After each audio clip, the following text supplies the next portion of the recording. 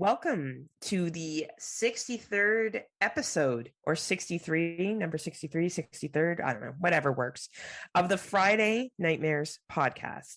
I am one half of your hosting team coming to you today from Waterdown, Ontario, Canada. And to Horror for Dummies, if you've listened to their most recent episode, they called out this man's intro because it is the longest motherfucking intro in podcasting history. But with me, as always, is Mr. Smokeshow Crawford, coming to you from the town of Swartz Creek in the county of Genesee, in the state of Michigan, in the United States of America, in the North American continent, in the Western Hemisphere, on the planet Earth, in the Milky Way galaxy, fully vaxxed, boosted, and waxed, and ready to climax. And if you can, please get me wet, feed me after midnight. And I'm the man with the glorious beard, aka Scotthausen.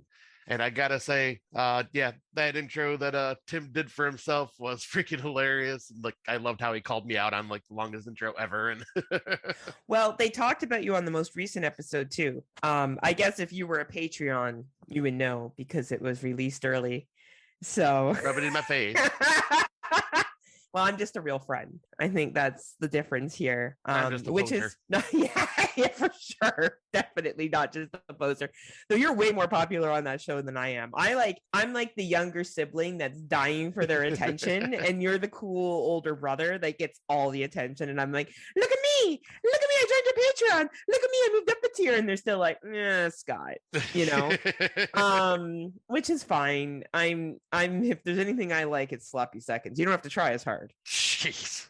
Right? The work's already done and you don't have to try to impress.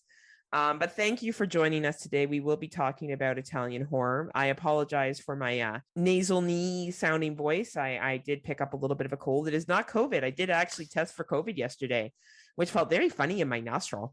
But I do not have the cough. Which is great, and I'm not overly sick, but I did have the symptoms. And to be a responsible human being, I did not want to be going out places if I had the cough, which I don't. I just have a plain old flu, or cold. So in which case I course went everywhere yesterday in Walmart and coughed over everything. And that's what you should do, especially in Walmart. Licked items in hopes of just, it's not COVID, so that means it doesn't matter. Right. Did you lick doorknobs too while you were at it? Scott, I do that on a daily basis, even when I'm not sick. So I just kind of up the ante, but it's been a very chilled weekend. I went for a really nice hike with my dog yesterday. And, I wouldn't usually bring this up, but there's something in Ontario called the Bruce Trail, and it's the longest trail that goes through the province. And the province of Ontario is quite big.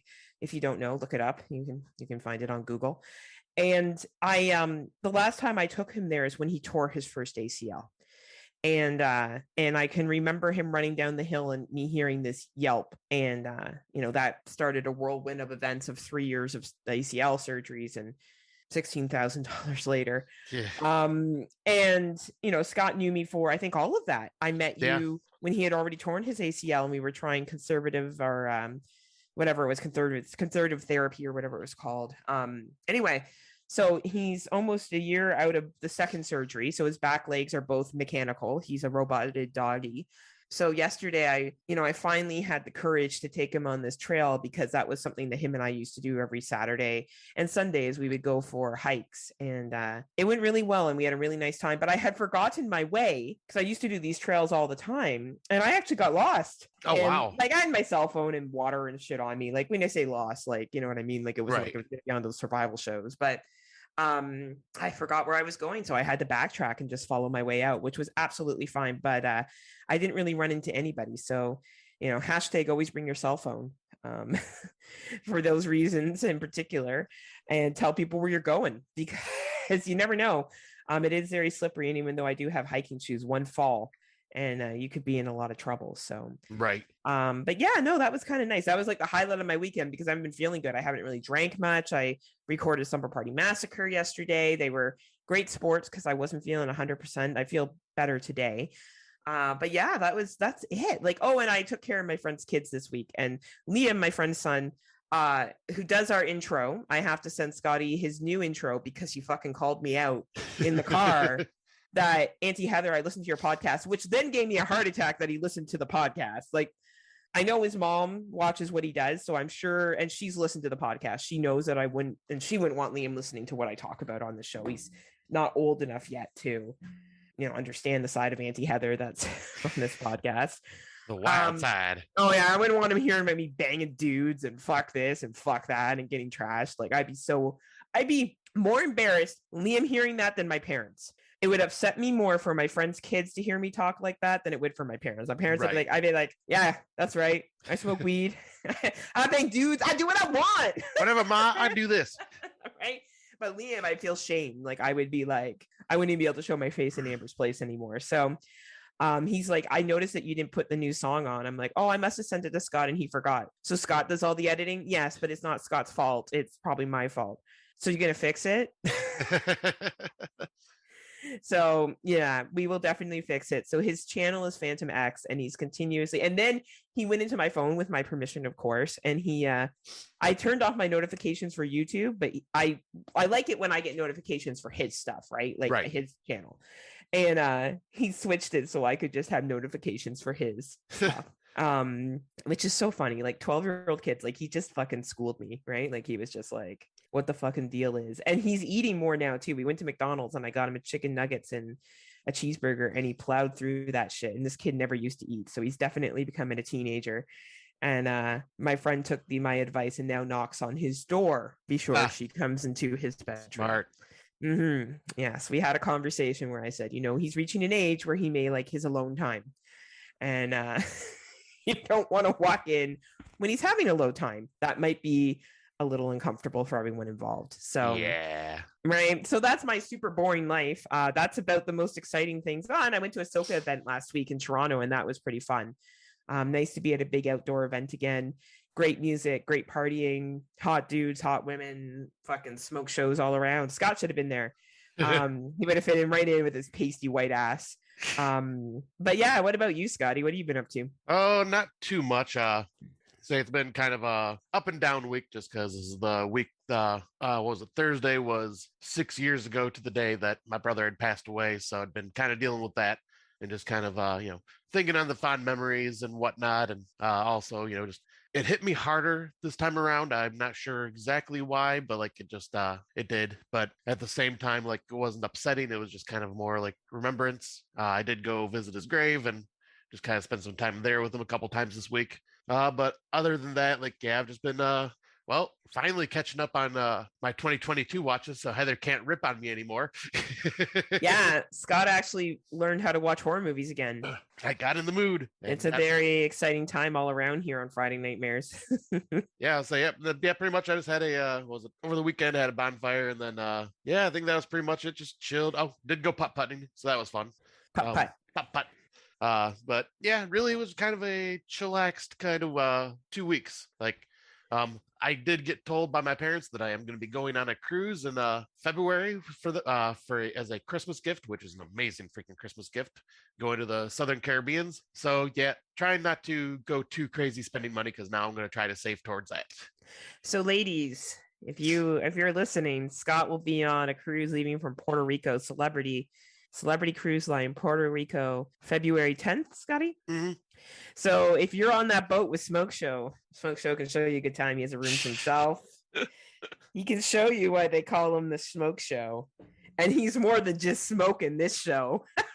Oh, good Lord. Right? Hey, I'm just trying to get you laid, Scott. Hey, that's what a friend does, Scott. Friends help friends get their dick wet. And this is why I don't want my friend's son listening to this show till he's at least 18. And then he can be like, fuck Auntie Heather. I'm like, Auntie Heather's a fucked up person. Now you know it's okay. You're 18. But yeah, that's exciting. And I am sorry, of course, for the loss of your brother. I know how challenging this time of year is for you as well with his birthday. That's in October, I believe. Nope, December, sorry. Your birthday's in October. Yeah. And yeah, grief is a thing, Scott. It comes and goes in waves, and you just ride the wave out, and that's all you can do. And I'm glad you got through Thursday, and I'm glad that you were able to reflect on your memories with him. That's important. It is. And yeah, like I say, like, I try to look at it as like, you know what, the memories will always be there, so I can always look back at those fondly. Right. Yeah, you have a good attitude, Scott. You're just a good person all around. Oh, well, thank you. I try. Not as good as me, but like I feel like but That's sorry. That's a hard bar. Look at that. That was God punishing me for making fun of you. He's like, you have the consumption now, Heather. You shall not make it a fourth night. So since we basically teased that Scott's been watching movies, like a actual real podcaster, we'll start with our 2022 films. Did you watch this one, or was it just me? I think this was just you because I've never heard of this one. Oh, it's on a Good Friends Plex. Who actually we haven't talked to in a long time. Hopefully he still considers us a good friend. We're not just riding off of his plan. Right. I figure you still talk to him on a fairly good occasion. No, I don't. So let's make a shout out now. Mark Nato from the Rotten Roundtable. Thank you for letting us have access to your Plex. We hope you're well. And thank you for all you do for the horror community, Mark Nato. We love you, buddy. We do, even if we don't talk to you. Scott's just been busy playing video games and banging babes, and I've been busy not trying to avoid my 12-year-old nephew from listening to my podcast. Oh, anyway, actually, I would still love to be invited back on the What You Watched show with you guys. Yeah, so Scott can talk about the 5 movies he's watched in the last year. Oh man, guys, did you see that movie? Nope, it's sick. And Mark Nato will be like, get off the podcast. Mark Nato's like, you are no longer welcome here, Scott. You used to be a podcaster. You used to be. So this movie is called Wolfwood. It is a found footage film. It was originally made in 2020. It's an English film from England. English film from England? From England. My English friends would be like, bloody hell, Heather. What's wrong with you? Anyway, haunted by her childhood trauma, Farrell hides memories of the terrifying Wolfwood night and her father's death, even from herself. Now she has discovered a pattern of evil stalking Wolfwood and faces her guilt. She will now take her revenge. Yeah, it's a free watch on Plex Tubi, and you can rent it on Amazon. It is a found footage, typical found footage film. If you liked the Blair Witch Project a lot, and you like found footage films based in the woods, you'll enjoy this one. Nice.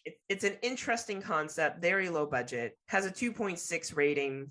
It's fine. But unless you are red hot on found footage, particularly found footage in the woods, I think you're going to find this really boring. The acting is come see, come saw. Like it is okay. It's nothing over the top. It's really kind of just all right. But if you are a found footage completist, I suggest checking it out. Now, I know you've seen this one, Scotty. Oh, yes, I have. So yeah. I'll let you talk. Oh, and I did say you can find the Wolfwood on Tubi for free, Plex for free, and the Amazon for pay. To be or not to be? To be or not to be? Yeah, that sounds like a nice, easy watch. So I'll probably just check that out here because, yeah, I like easy. You know me. Yeah. Oh, yeah, you sure are easy. High five, high five. High five, high five. But the next one is actually recommended by you, Heather, and that was A Beautiful Curse. On an island struck with a sleeping phenomenon, a rogue visitor falls for one of the inhabitants, not realizing the personal danger it brings. This was a really well done movie. Acting was really good. The story was very intriguing, had me wondering what the hell was going on. And it pretty much it was a good build up. I had some issues with what the main character is doing when you find out more about the person that he's falling for. And I kind of questioned it okay, that's kind of creepy. Well, I did that to you, so I don't know when you find. I won't say more because it'll spoil it, but yeah, I found it to be very intriguing and definitely worth a watch. This was a really well done movie. It's kind of a slow burn, but at the same time, it's just fascinating the way it plays out. Yeah, I think that sums it up. It's not really horror, but it's a good drama, fun film in the sense that, it's basically the concept that something happens in this town and people are not aware of what's going on. And this guy is choosing to live there and choosing to take chance that what has happened to everyone else may or may not happen to him. It's a 92-minute runtime. It's beautifully acted, well done. One of those film festival films that, people out there will enjoy. Not a strong horror film, but if you enjoy slow burns, a lot of relationship kind of stuff, this may be a movie for you. It is available on Google Play, Vudu, YouTube and Microsoft Store. I would say if what you like is what we described, a $3.99 rental is sufficient. Yeah. I was saying it kind of reminded me like the genre that movie The Arctic Void would have been in that are from earlier this year.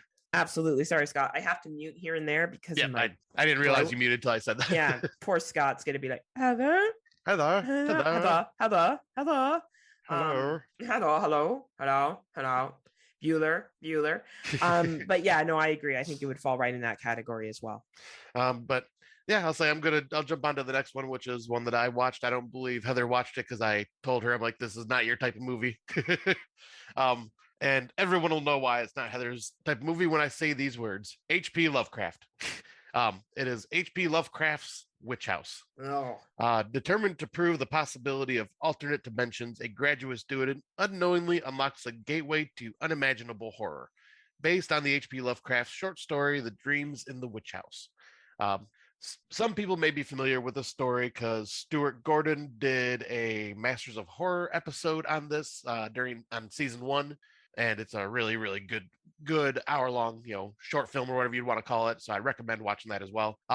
However, this is very low budget, but it's a 82-minute runtime. And I gotta say, for such a low budget, trying to pull off Lovecraft, I feel these guys, I feel this director, Bobby Easley, did a pretty good job. Like the acting, you're for low budget, you're gonna get hit or miss with it, but it's got some very cool like lighting effects, got some interesting like kind of creature-esque designs to it. And the story unfolds and has some very creepy moments to it. It's got some gore, got some nudity. It's your Lovecraft stuff where you're just kind of trying to figure out what the hell is going on. But yeah, I find this like it's pretty low budget. I seen our friend Xander Kane was watching it, and I seen he was like saying that he liked it, so I was like, oh, I'll give it a shot then. And yeah, I'm glad I did. I'm a fan of Lovecraft, so it definitely kind of like rang out to me more. But I told Heather, I'm like, yeah, since you're not a fan of Lovecraft, I don't think you would dig this. I think you would appreciate what they did for the low budget, but I don't think it'd be like a story you'd be into at all. So yeah, obviously this is very Lovecraftian, so it'd be something that if you are a fan of that, I definitely recommend it.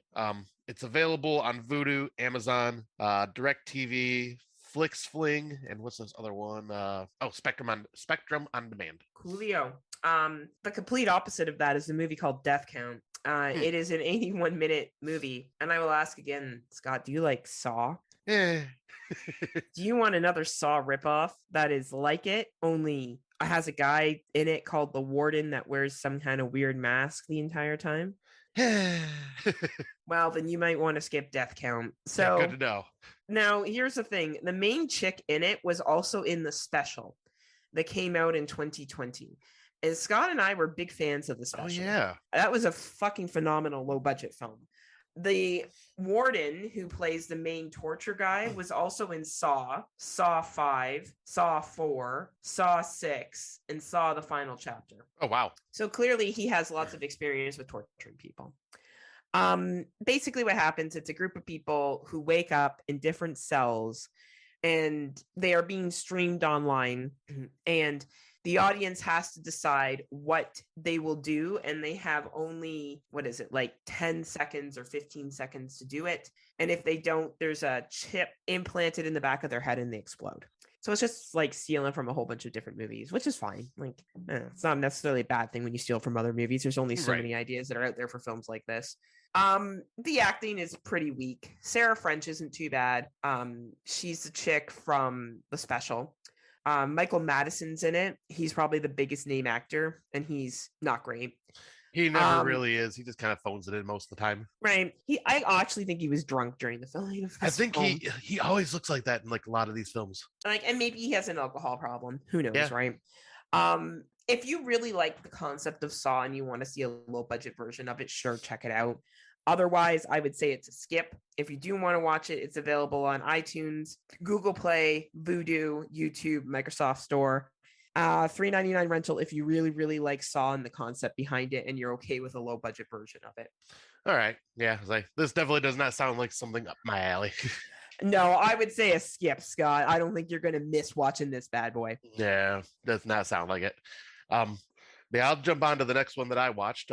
This one was called Neon Lights. The synopsis for it is tech tycoon Clay Amani retreats to an off the grid location in search of meaning and peace, with disconnected siblings and their offspring, only to be caught in a bone chilling killing spree with his new estate. So this is basically, this kind of awkward like tech guy that like you made money off of apps and all that stuff. He's a billionaire kind of deal, and like everybody, like his family, just kind of like wants him for his money or just treats him like shit because he treated them like shit because that's all he did was focus on this. Like it almost seems like he's like one of those quiet nerdy types that once he got into this business he just kind of like secluded himself away from everybody, and it seems like the price of fame and fortune is starting to wear on him and he's kind of snapping. And Mm, it wasn't a bad movie. Like it was okay.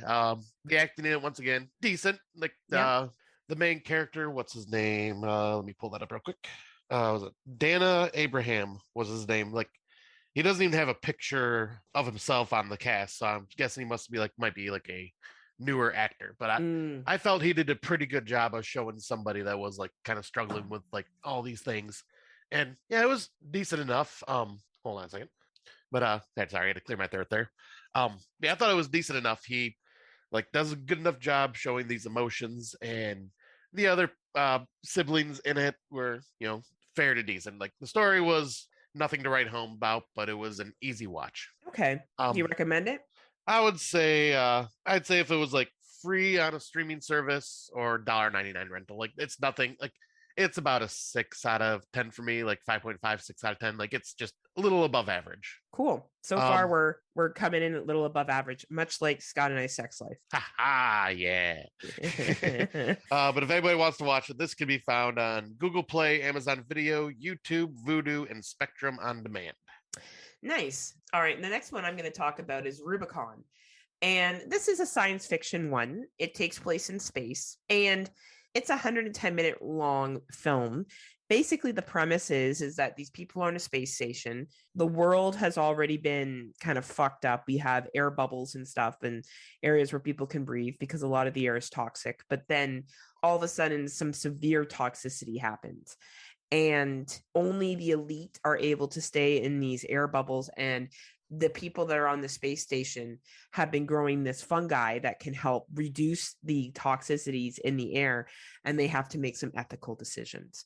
It is Mm. definitely a slow burn. It is definitely science fiction, but it really does. And people argue it's not horror, and that's fine. Like I personally don't care about that argument. Well, Yeah, everyone who listens to the show knows that we don't give a fuck about that argument. we don't So give a fuck. yeah. But I think this is a really good film. I think the acting is really good. I think the ethical dilemma that they're in is really good. I think there's some real dark things that happen on this ship that is really, really well explored. And it's a really enjoyable film. It is available on iTunes, Vudu, Google, YouTube, Microsoft Office. Just know that Microsoft Microsoft Office. Star, Microsoft Store. But just know You can that watch it on Excel, yeah, can you imagine? That'd be the best version of Excel ever. right? Um, just know that it's a space movie. It's 110 minutes in length, and it does feel that way. And it's mostly built on character development and ethical decision making. So if that sounds like your thing, then check it out. If not, then maybe it's not for you, but a good film.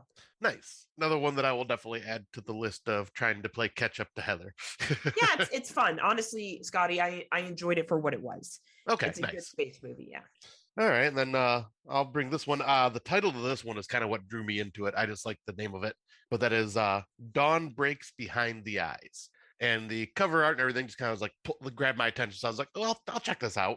Um, the synopsis is: after inheriting a rundown castle, a dispirited woman and her ill-tempered husband decide to spend the night as as time and reality shifts around them. It is a very vague synopsis for a very good reason. It's got a runtime of 74 minutes, directed by Kevin Kopaka. I'm not sure what else he may have done, but I like this because it basically is almost two movies in one. Like the first half, Mm. like it starts off one way and then takes a completely different turn, and I'm going, oh shit, wait, what? Okay, so now we're on this type of movie. Okay, so it just be prepared for a complete and utter like subgenre twist. But like I found the acting, especially in the first half between the husband and wife, to be very good. Like You could see there was a lot of tension building up there, and like the way they portrayed their characters, and that was really well done. Had some really creepy and gory moments to it. And then the second half, more characters get introduced, and some of them hit or miss, but it turns out to be more, almost in a way, a little more comedic once the second half kind of hits. But I recommend this because it's very interesting how it plays out. Like I didn't like the way this movie represents itself is not exactly what I expected going into it, and yeah, it was a very nice surprise. Like it was a fun little indie film. Nice, cool. Where can you find it? This one is available on iTunes, Vudu, Google Play, Amazon Video, and Microsoft Store. Nice, awesome. So I watched one as well. The World Ends at Camp Z. It not Dave Z. But it's a 90-minute runtime. It is a Canadian film. It is actually filmed in Quebec. And it looks like it was a project that a group of people put together. The main girl in it, she has some acting chops. She was in The Butchers last year. She was also in Built to Kill, which are two movies that both Scotty and I watched a couple of years ago. Not bad. Like, she's okay, but she probably had the most acting chops and probably cost the most money. Everyone else, this was like their first time acting. It's basically about a private campground that is bought out by some rich kids that come from a rich family. And it plays off of COVID. I think this was filmed during the pandemic because they're wearing masks and stuff like that. And honestly, the zombies that they do is pretty good, but this is a very low budget film. Very low budget. Like, we're talking lower budget than we need to do something. Like, this is like borderline student film kind of stuff. But that being said, I thought it was entertaining enough for what it was. Now, because Rob Humphreys listens to this podcast and gets mad at me when I suggest films and he watches them and then he messages me to tell me they were horrible and he blames me completely. Love you, Rob. I'm guessing he actually has been listening to us now. He has been. I'm so sorry, Rob. And you know what the thing is? Rob's like a real podcaster who has like a real following and does real shit. All I gotta say is, Rob, take my suggestions over Heather's. Oh yeah, for sure, Rob. Definitely take the guy that worships gremlins over mine, for sure. But like, if you are a filmmaker and you are looking to get into the industry and you don't got a lot of money, I think this is a great example of what you can expect to do. This movie does overstay its welcome at a 90-minute runtime. They probably should have done this in 60. But you know what? I can forgive that. It has a 2.8 rating on Letterboxd. It's not horrible for a low budget student film, Rob. Like, when I say something isn't bad for a Tubi film, Rob, that means the bar is low, Rob. Just like our podcast. Look, Rob, not all of us are like you with your fucking famous podcasts, okay? Which is horrible that I'm blanking on the name of his podcast right now. I'm gonna have to look it up and shout it out to him because I just my brain is goo right now and I can't remember it. Goo. Do you remember it? I do not, because I haven't. Because I am not a good friend because I have not listened yet. Man, see that, Rob? Scott's shitty. So anyway. World Ends at Camp Z. If you're interested as a new filmmaker and you want to see what you would be working with a low budget, it's worth your time. It's available on iTunes, Plex, the Roku, Amazon. I would watch it for free on Plex. I'll give these guys credit. Like, anyone that tries to make a film, good for you. With a low budget, good for you. You got it, distributed, good for you. But definitely I wouldn't say it's going to be something that the massive amount of people are going to enjoy. It's just not going to be a thing. The director has done 2 films, and he's produced 2 films as well. So who knows? Maybe he's just starting off, and he'll go up from there. Yeah, I'll say you got to start somewhere, right? You got to. All right. So the next one is one that I cannot scroll Facebook without seeing at least 5 or 6 posts about this film because it was just released and is really getting some good reviews. So I was like, all right, I got to check it out. And that is the Hulu original Prey, which is a sequel or a prequel to Predator. So we finally get a new Predator film, and this one, I will read the synopsis. On the Great Plains in 1719, Naru, a fierce and highly skilled Comanche warrior, sets out to protect her people when an unknown danger threatens them. but the prey she's stalking turns out to be a highly evolved alien predator with a technically advanced arsenal. This film, I was kind of like, all right, this is another Predator film. The Predator franchise has kind of shit the bed over the years. Like, it's like every one of the films I can watch and I find some value in the entertainment aspect, but none of them have been really good. Like, part one and part two are like my favorites in the franchise, and nothing has ever like really came close in the franchise because of that. However, I think this was directed by Dan Trachtenberg, who did 10 Cloverfield Lane. So you got a really good director behind this. And first, I have to say, I love the fact that they decided to go all the way back to the 1700s and deal with like a tribe of Comanche, like a Comanche tribe, and they actually got all Native American actors or Aboriginal actors for this.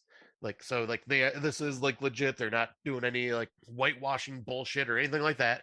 They actually went and got some legit like just Native American actors, and they the movie was filmed in English, but they actually took the time to create a dub for it where it is all in the Comanche language, which I thought is very cool and very unique and a very good way to kind of suck you into the film even more. I did not watch it that way just because I was just kind of in a lazy mood, so I just watched it in the English version. I will be going back to watch it in the Comanche version at some point because holy shit, this movie was fucking awesome. Yeah, it was really good. Like the only issue I had is there's a little bit of questionable CGI with a couple of the wild animals you see in this. Other than that, like the Predator is fierce and intimidating as shit. It's got some really good gore moments. Like he's got some unique weapons that you haven't seen before, or ones that are similar to what you've seen before. But since this is 1700, 200 some odd years before Predator, the original, shows up. So the weapons are obviously more evolved at that point. And he's got a different design to him. And that's what I like because nerding out a little bit, but I believe it is the Yautja, which is the Predator species. There are, many different hunting tribes. So not all of them will look the exact same, wearing the exact same style outfit and hunting gear and all that. And yeah, they focused on that with this one. He looks different than the Predators that we know and love, but at the same time, like still similar in structure. But holy hell, movie was incredible. The actress that played Naru, let me look her name up, Amber Midthunder. She was amazing, absolutely amazing as Naru. Like really good acting, and her the guy that played her brother, Dakota Beavers, he was also incredible. Like you got some really good acting talents in this film, and the cinematography was beautiful. It's a beautiful setting. I cannot recommend this highly enough. This film is probably tied for the best Predator movie in the franchise for me. So if Rob wants to watch that one, he can. Yes, I recommend this to you, Rob. But knowing you probably already have watched it. And he probably already hates it. Yeah, Rob probably. Humphrey from the Slasher Radio and This Horror Life podcast. That's okay. Yeah. So there you go, Rob. I love you even if you hate me, Rob. Yes, this is a Hulu original, so it can be found on Hulu, and I believe in the countries that do not have Hulu, I believe it is on Disney Plus. Yes, it is on Disney Plus because Disney owns everything. Yep. Hashtag Disney owns life. So the next one I'm going to talk about is Incantation. This has been released on the Netflix. It is a Thai film. It is not bad. It is a mockumentary found footage about a little girl who is possessed by evil spirits and the woman that's trying to establish where the curse is from. It is a long film. You're almost looking at a 2-hour runtime, so buckle in for this one. Tim Gavis gave it 3 stars. Rob Humphrey gave it 3.5. Look at this. Shock. Coming together in unison, Shock. the two of them. Amazing. What next will we see? I guess world peace is in order if these two can agree on a film. Yeah, I would probably sit in the same realm as them. It was entertaining enough, very, very interesting. Apparently it's inspired by a true story. Who knows how inspired it is. But it's a free watch on Netflix. So if you enjoy possession films, mockumentaries, etc., check it out on Netflix. It is either dubbed in English or you can have the subtitles if you prefer. Nice. Yeah, this is one I've been meaning to check out still. Scott didn't know what to do there because it was me and I had to blow my nose, and he Yeah, I was doesn't gonna like say, it I'm when like, the things next one's change. not me. He's like, Heather, we've learned this a long time ago. I do not do well when left on the spot. Do not leave me. Right? Don't leave me, or I'll make things awkward. And man, Scott's like, and I just like movies and Predator, and let me tell you more about the tribes of Predator. You guys know I play Magic. Oh my god, we haven't brought that up in a long time. at least 2 episodes. At least 2 episodes. So this one is called Lexi. It's a 80-minute runtime. It's a 2022 as well. Laughing Lexi has gone missing, and as the tale unfolds, the story of what really happened becomes stranger than fiction. This is a movie that is available on the Tubi if you would like to watch it there. It is a movie that talks about influence in social medias and what can happen when people what's the word I want to say here? When your online persona gets different reactions from different people. This movie questions on what happened to her. Was there something supernatural? Was she murdered, or was there a mental health issue? And you don't really know at the end of the film. It's actually a really good found footage film, and I do not find this character annoying. This young woman wrote, produced, directed this film, and her dogs are in it. She has 3 pit bulls that are really fucking cute. So it is a very interesting question about what social influencers go through, social media influencers go through. I enjoyed it greatly, but it has to be your thing in order for you to watch it, though I can say I did not find the main character annoying. It is available on Tubi. It is called Lexi, and it is an 80-minute runtime. Nice. You said it was on Tubi. Is that a Tubi original or? No, it's just on Tubi. Okay. Yeah, it's not. No, it's not. It's actually better than a Tubi original. So yeah. Oh, okay, gotcha. Yeah. And actually, I meant to say too when I was talking about Prey, there was a good boy in that as well. His name was there a good boy? It was a good boy, and his name was Suri, and Aww. he was a very good boy actor. Oh, such a good boy! And I found out earlier, before we jumped on the call, that apparently they adopted him for the film.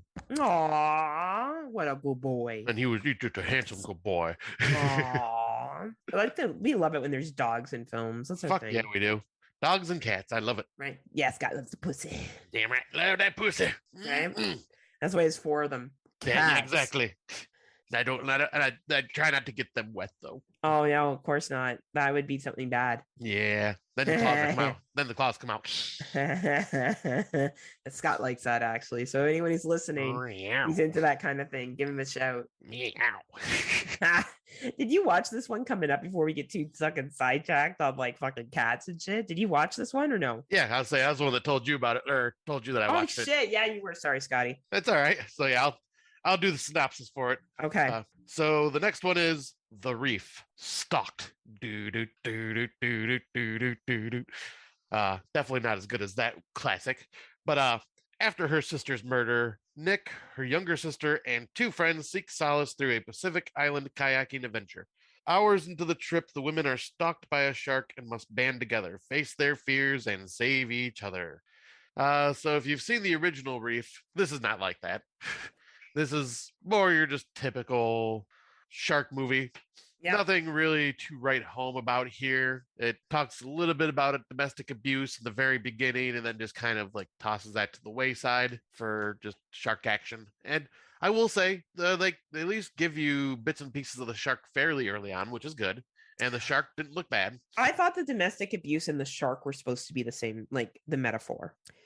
Oh, because the shark stalks and doesn't give up. That's because remember how the boyfriend stalks her. Like, we're not giving spoilers. This happens in the first fucking 5 minutes of the movie. The boyfriend stalks the sister. Yeah. Well, I didn't think about that. Yeah, that's what I didn't think it was great, by the way. I didn't think that was a great tie-in, but that's what I thought they were trying to do. Gotcha. Yeah, that would make more sense. I was like, yeah, it just didn't feel like it didn't really belong with the rest of the film. No, it didn't. You're right. But that's what I think they were trying to do. Okay. Yeah. But yeah, this was, a typical shark film. Like, nothing's to write home about, nothing to go, oh my God, this is the best ever. But, it's easy. It was an easy watch. And it actually, it had a decent looking shark in it and like some decent kills, and it didn't leave you bored, which is the cardinal sin for some of these like low budget shark movies, is either not showing you a shark at all till like the last little bit, or just dragging the movie out. Like it had a decent runtime and it just like had a decent pace to it. So like definitely is if you're a shark fan, I would recommend this. But like, yeah, what are your thoughts? I thought it was good enough for a shark movie. I enjoy movies on the ocean and swimming because I like those activities. Yeah, I thought it was entertaining enough. The shark effects were decent enough. You gotta suspend some disbelief. You could pick apart this movie pretty easily with like some of the decisions that are made and etc. But like, it's a movie about a group of people that go out kayaking and run into shit, and they have a bigger problem that they run into, and they do their best to deal with it while dealing with the grief of a lost loved one. It's a pretty simple movie, and at a 93-minute runtime, it doesn't overstay its welcome. Yeah, it gets in, it gets out. It's a simple summertime fun movie. Yeah, but you don't have to call it a cab in the morning. No, like it's fine for what it is. I enjoyed it enough for what it is. Pretty much, yeah. Like it was there. Yeah. No harm, no foul. And I believe this is on Shudder. It is on the Shuddy. It's also on YouTube for rent and a couple other places as well. Oh, yep. Yeah, here we go. So iTunes, Vudu, Google Play, Amazon, and then, Shudder. So the last one we'll talk about is Unboxed. And no, we're not talking about like what Scott likes to do on a Saturday night. I'm kind of like to unbox myself. Yeah.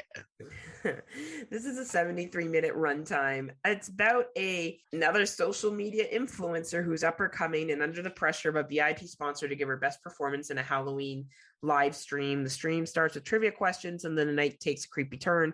Very, very low budget film.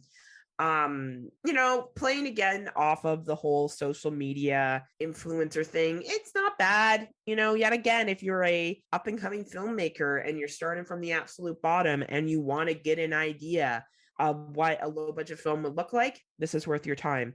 Generally speaking, I wouldn't recommend it to many other people. Scott and I do have a soft spot for these low budget films and what they're trying to do. Not everybody sees that way. I found out later from listening to how other people rank low budget films that we like. Right. People don't see it that way. That's absolutely fine too, even if they're wrong. So this movie is available to rent on YouTube. And that's it right now. So if you want to rent it on there, that's great. If you want to support a local film or an indie filmmaker and you want to see how it's done, I suggest checking it out that way. And that concludes our 2022 watches for this episode. Yay! Scotty brought his A game. I know, baby. Oh yes, Scotty came back the very next day. Scotty came back, which is interesting because Scott, for older films, sometimes they come back. So I had to watch Sometimes They Come Back for another podcast that I'm on, in 1991 Stephen King adaptation, and I really fucking loved it. I thought it was fucking brilliant. And yeah, it's a Stephen King TV film, and yeah, you got the cliches and not the best acting, but fuck, this is a good little story. Now I know you saw it a long time ago, Scott, but yeah, I don't remember a whole lot from it because like this was back when I lived with my parents. How long ago I seen it? But I do remember like the antagonists in this, the ones that come back, they're like greasers, right? Yeah, they are. So basically, these greasers killed the main character's brother in 1963. He is forced to move back to the town, 27 years later, because it's the only teaching job he can get. And these greasers, I guess, sense that he's back. And people in his class, like students in his class, start to die off, and it's suspected of suicide, but it's not suicide. These greasers, they're coming back and killing these kids, and they're taking their place, and they want revenge on this guy because the reason why the reason why they want revenge is because when they killed this guy's brother, he grabbed the keys to their car because they were in a train tunnel and took off with the keys, so the car got hit and all of them died except for one guy who escaped. And it's a really good story. I really enjoyed it. Like, I'm sad I missed out on this. This was a first time watch, and I will go back and watch it again. I enjoyed it so much. Probably one of my, out of the 90s Stephen King films that have been adapted to the screen, I liked that one probably the most. I really, really enjoyed it. Yeah, because I remember this one not getting that big of a push back then. Like, I don't even think it made it to theaters. I think it was because I think this was a theatrical, or was this a made for TV movie? I forget. It was made for TV. Was it? Okay. See, I don't even remember hearing about it when it was on TV, where like it and Langoliers and all that stuff had a big push. But yeah, I just remember the DVD later on came out and my stepdad brought it home and me and my brother watched it. And yeah, I remember loving the car and the antagonists like being the greasers, like because Stephen King's loves his greaser style bad guys. Yeah, And yeah. I remember it being a fun film. So yeah, I'll have to revisit it because yeah, it'll be basically like a first time watch for me because yeah, it's been that long that it's very foggy in my brain. And Yeah, apparently there's like a couple sequels too. there is, which apparently aren't that great, but That's I really surprising. enjoyed this one. I thought it was fabulous. Yeah, I'll watch it again for sure. I really, really dug it. And it does have, like, for a Stephen King film, it does have a happy ending, which is sometimes nice. I sometimes like happy endings. I'm not somebody who's like, oh man, I always like when it ends on a downer. Like, Right. I don't know. It's fine. That's great. But I sometimes like happy endings. It makes me happy. Yeah, I'll say that's kind of rare for a Stephen King. Like maybe it's like the people that adapt it because most of the time Stephen King just doesn't know how to end his movies or end his No, books, no. and just kind of leaves you just like wondering what the fuck. Like, what happened? But in terms of what's new, because I'm assuming you don't have an older watch, right, Scotty? Nope. Well, I mean, I guess I technically do, and that'd be the Chucky TV series, so something that came out last year. But I binged watched that, like, because after watching the episode with you, it kind of made me want to watch it again. So I kind of started binge watching that again and easily blew through all 8 episodes. And fuck, that is such a good series.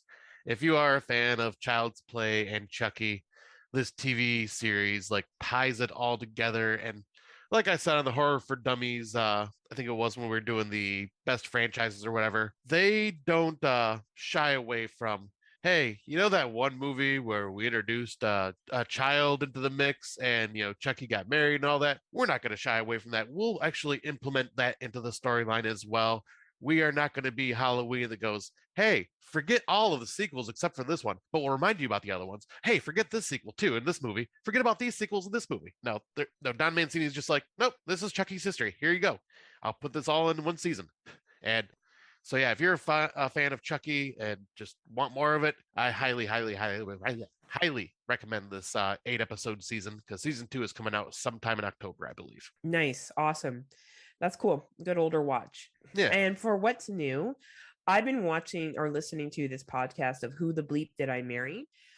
It's from Investigation Discovery, and it's basically real life situations where people marry someone and either they find out their husband has a double life, they find out their wife is trying to murder them, they find out that, there's some really sad cases where sexual abuse has been going on in the family, or that there's fraud. Like, it's all over the place and crazy. Or one guy that was married to like 15 women.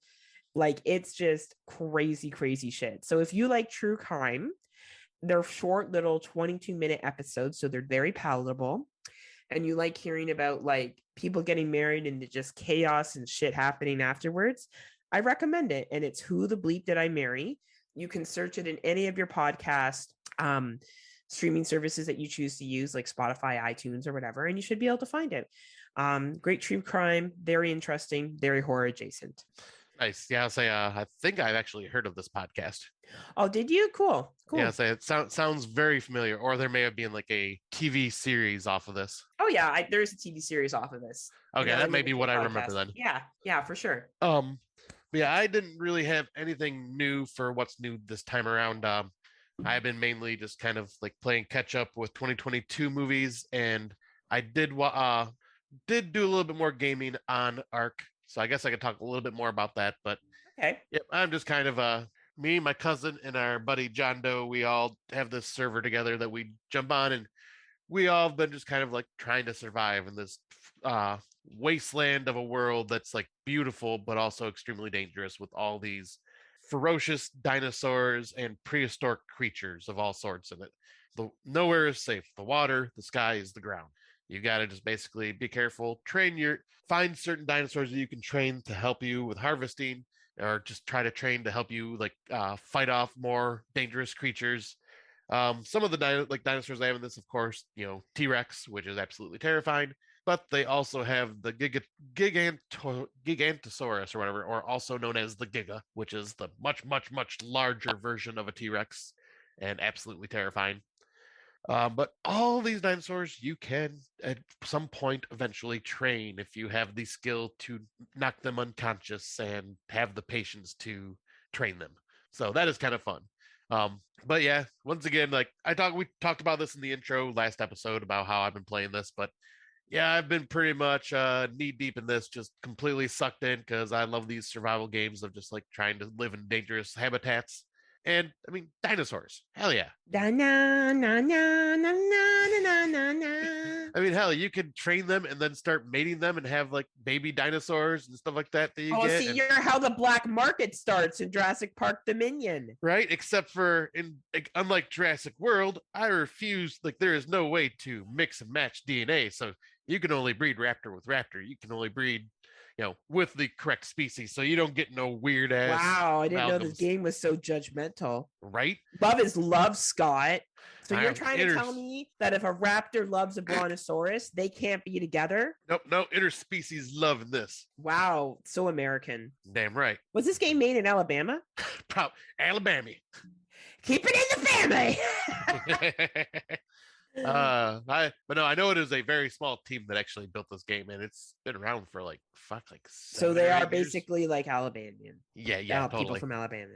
Though they do have a sequel coming out, and apparently they got Vin Diesel as a voice actor for it. Well, Vin Diesel's not doing much right now between Fast and Furious films, so I'm sure he's got some time on his hands, right? And plus, Vin Diesel is a huge nerd, just like me. So, is he really? He plays D&D. Loves D&D. You look just like Vin Diesel. I totally do. You're so fast. Wait, you did that Fast and Furious. Should I say on air what I said to you one day about the Paul Walker thing? That'll be completely up to your discretion. What was I upset about? You didn't message me or something, right? Oh yeah, because I slept in really late or something like that. Yeah, and I was like, "Where are you? Are you alive?" And you're like, "Oh, sorry, I slept in." I'm like, "Yeah, I get it. This must be how Vin Diesel felt when Paul Walker died and abandoned him or something like that." And then I sent you like something like, "Family, you don't turn your back on family," quote or something like that. God, I love those movies. I love how everything's like familia. You don't turn your back on your family. And they're always drinking Coronas, hanging out in a backyard, having a barbecue. They're a bunch of fucking wanted criminals, and they're just chilling, having a cookout, barbecue and cookout. Yeah, sorry, cookout. Whatever the fuck they're doing. It's fucking ridiculous. Anyway, so that's what we've been up to. Our older films and our new 2022s. So we hope we've given you something to check out, if you know what I'm saying. You know what I'm saying? You know what I'm saying? Yeah, you know what I'm saying? Oh, I know what game. And when we come back, we're going to talk about Italian horror. Bella. And lots of eye torture and overdubbing. And hopefully we don't upset Lucas with our review. Yeah, Lucas may not be our friend after this. Lucas, I want you to know it was good while it lasted, and I will always love you. And I will always love you. Because he said, "Don't fuck this up," and I was like, "Well, we fuck up a lot of things, Lucas." So right. Well, I told him, like, do you realize who you're listening to when you say that, right? Like, our reviews are like, that part in the movie where like her eyes almost get cut out. Yeah, look, I thought that was good, but the rest of the movie I didn't get. We'll get to that one in a little bit. But before then, we're gonna listen to a message from one of our many Legion Legion podcasts. So after these messages, we'll be right back. Did you ever see a film at such a young age it left you traumatized with cinematic wounds? Necrophilia. It's a dead issue, man. Don't push it. Cinema Psyops is a weekly podcast documenting an ongoing experiment on the mind of an unwilling test subject. No one should have to watch this movie. Oh, no one should have to watch this? No one should have to watch this movie. Surprisingly, it's not a topic that a lot of people really want to tackle. I'm shocked, prudes. I know, really. Right? It's the next sexual frontier that no one wants to explore. I am, in the most sincerest of senses, disappointed in you. It takes a powerful goddess like Connie, jam her arm down the monster's throat and kill it. I'm still tripping out over that. Even as a kid, I was like, I gotta find a girl like that. Every week, I get a new look of disappointment that I never thought I could get out of her. Unimaginable. At 12 years old, you should not be watching this movie. Obviously. At 13, you should not be. 14, you shouldn't be. I'm not entirely sure even 17-year-olds should be watching this. Just because you're offended by something doesn't mean that you have the right to demand that it doesn't exist. Watching this film again, I had all of this like little nerd glee with everything that kept little popping history all popping up absolutely. at you. So I totally loved this film. Hey, I know why you couldn't see that. It's because your brain's warped from watching this shit at 12 years old. Yeah, this is a rough movie. I told you ahead of time when we were getting ready to do it that it was How going to be did a you rough watch one. this shit at 12? Because physical wounds heal, cinematic ones don't. Listen to Cinema Psyops. Welcome back. This week we are going to be talking about Italian horror and talking about gelato. I mean, giallos. All the giallos. We just talk about gelato flavors the entire time. I'm like, I like coffee and strawberry. Lucas Dickinson is already turning off the podcast because he is mad. He's like, you already failed me, Heather. We weren't 5 seconds in. But Scotty has something special he would like to bring into our Italian horror discussion. Yeah, I'll say I already shared this to our group page, but I just thought it'd be fun to read it out loud. Oh, please. But I had found a meme this week while we were doing this, and I was like, oh my God, this is so perfect. I got to share it to our group. But it's 70s Italian film composer. I have made this song for the film. It is so hauntingly beautiful. 70s Italian director does comically large line of cocaine. Oh, okay. Fuck. Perfect. We will use it for the scene where the woman has her face burned off with a blowtorch. That was more of a French accent, but sorry. But that sums up every Italian film from the 70s. Yeah, because they always do have these beautiful ass scores to them, and they just don't ever really fit the scene that is in the movie, which is always entertaining to me. Always entertaining, always weird, always hard for me to follow, always want to eat gelato. Always, every time I hear giallo, I don't care if this makes me sound dumb, I think of gelato every single time. Yeah, I'll say 2 of these are definitely giallos. The others, one's more a slasher and one's more kind of Lovecraftian in nature. Oh man, I want to. Oh, that one. Yeah, I guess so. Yeah, but the giallos are always like the kind of like crime drama style. They are crime drama. Because giallo was like yellow covers and yellow spined books back in the day that always were like crime police style investigative type stories. Why did they dub their voices? Can we just talk about this for a second?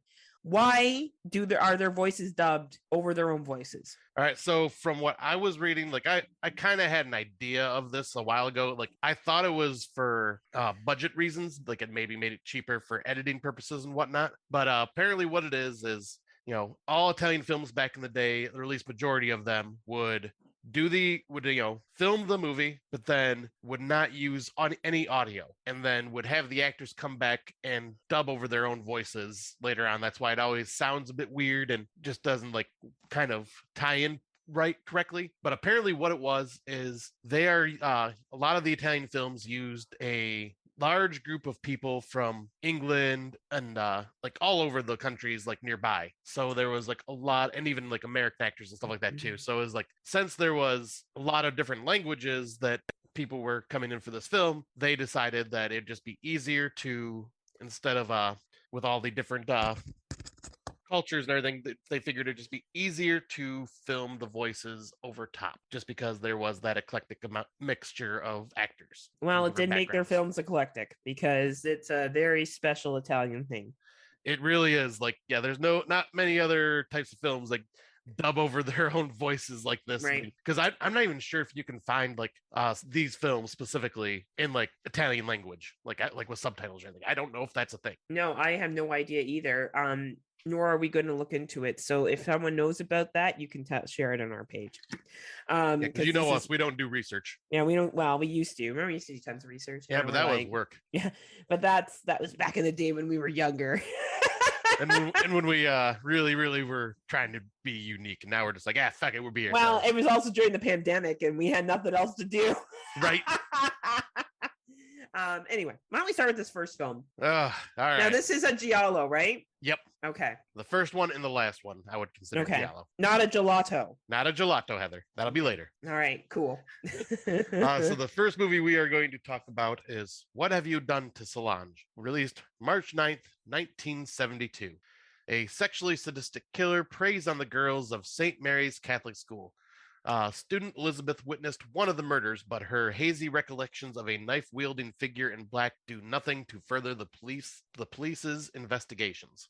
Yeah, like why are police really dumb in Italian films? Yeah, like I mean they're cops. That's just what happens. Yeah. Let me start off by saying this film is extremely well made. Very, very great slow burn crime drama. Yes. Excellent. The story makes sense. The killer makes sense. Everything makes sense. Yeah, Italian movies are fucking weird. Yes. And they also have this knack, especially giallos, of someone that is not a cop or a private eye tends to be the person that does all the investigating. So we got this school teacher who is like investigating it all without the help of the cops, just doing it on his own as well. For no real reason, except for his students in his class keep dying. And eventually the girl that he's banging in the boat, okay, they're in a boat and they're making out. And there's a line where he's like, she sees some chick running in the bushes naked. And she's like, I saw something. He's like, I must be a horrible lover if you rather look at the landscape. I was like, oh my God, get the fuck out of here with this shit. Who fucks in a boat? Like, I like sex and I would bang in a boat. You'd be like hobbling and topping and like, yeah, there's no way that would go well.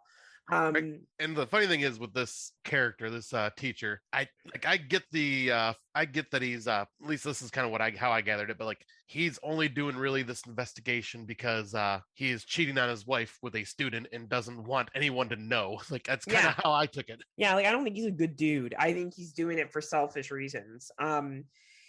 Anyway, so the first chick dies, and then eventually the girl that witnesses it, who's Elizabeth, she dies.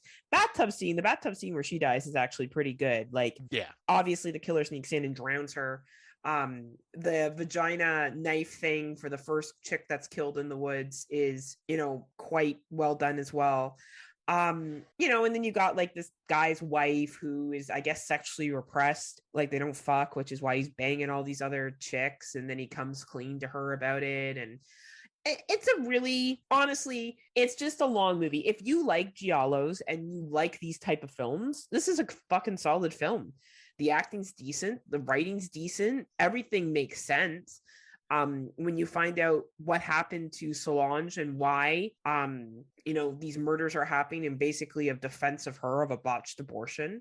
Though Solange is not dead at the end. I thought she was dead. Yeah, I was gonna say they make you think that she had died like early on in the movie, and that's why they're trying to figure out everything. Like at first, I thought it was the first victim that the woman seen in the boat. I thought was Solange, and like that's where I was confused for a bit. But like as the story progresses, you're going, oh nope, and like these other girls get involved and like are looking for Solange, and they end up finding her later. And the reveal of the killer makes perfect sense. Like, well, makes sense to an extent. I mean, I don't know if I'd go this far, like as killing these other women and stuff like that. But yeah, it's like apparently Solange was pregnant and got basically a forced abortion by these women and their headmistress of this school or whatever I think it was. Or was it a nun? Like they told her that she had to do that because she had an orgy at this sex club and.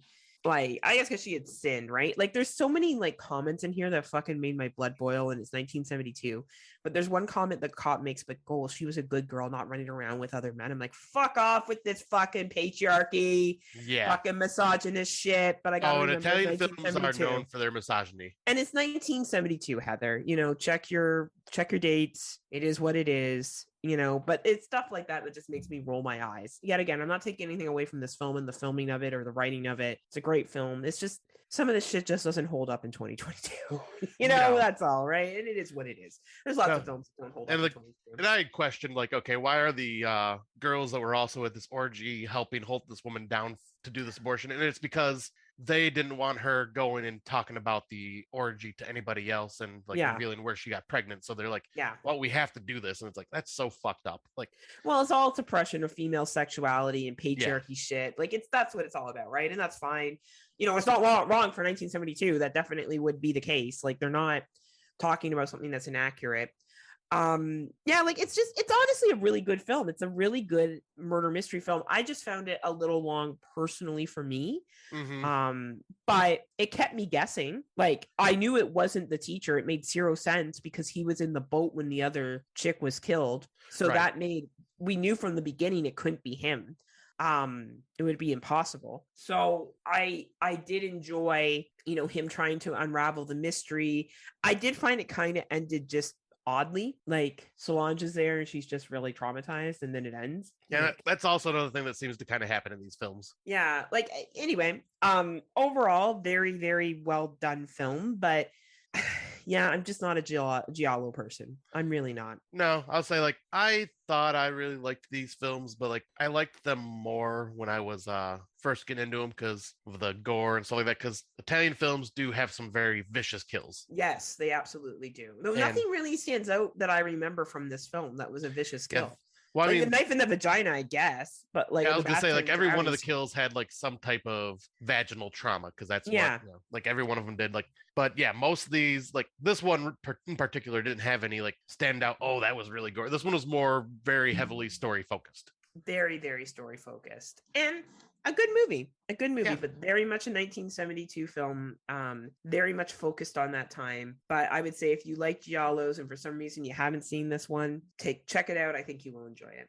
Yep, agreed. Like, just know that it is a long, slow burn. Like, Yes. this is like that was the only issue I had with it. Is like, yep, some of these films could have been cut for run times a bit. And just be prepared for some heavy misogyny and fucking patriarchy shit.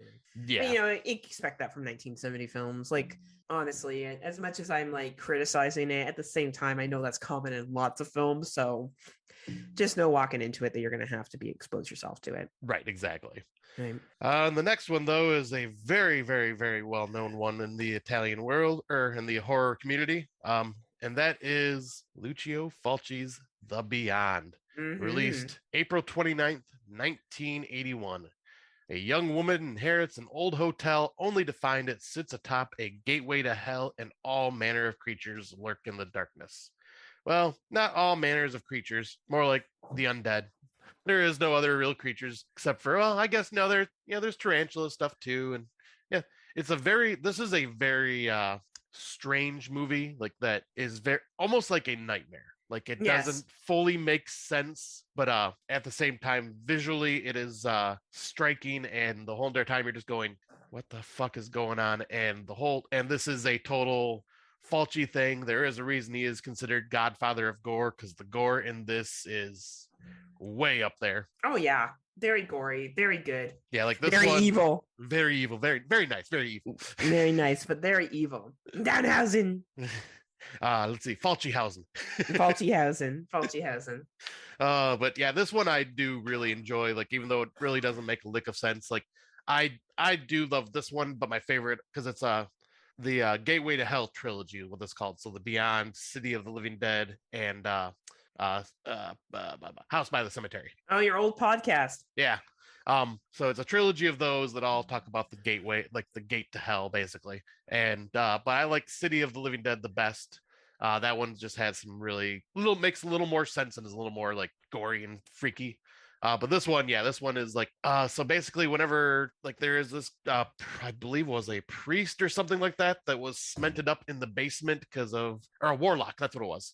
He was a warlock that got cemented up in the basement because of like some weird rituals he was doing, and the townsfolk caught him and like pretty much like killed him and then shoved him into the wall of the basement and like sealed him up in there. And then jump into the future to the 80s where this woman inherits this hotel, and she sends, which I find funny, Joe the plumber down to like fix some pipes, and he accidentally like cracks open like the wall trying to get to the pipes and releases the evil, which then in turn like starts turning people or killing people in fucked up ways and bringing them back as zombies, or just like demons or something.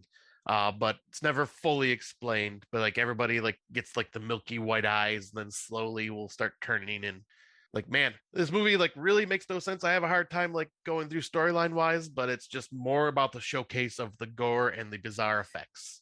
Like basic story is this: evil in hotel. Guy opens portal. Guy says, "Don't kill me. Me only one stop portal." People don't believe. Chick moves there many years later. Weird shit starts happening. More weird shit starts happening. Random blind chick with dog appears. No one else can see random blind chick with dog. Evil takes over town. Everyone turns to zombies. The end. Yeah, you are pretty much it. That's like that's the real dumbed down version. Now, I do enjoy the relationships in this. I enjoy Lisa's relationship with the doctor, John McCabe.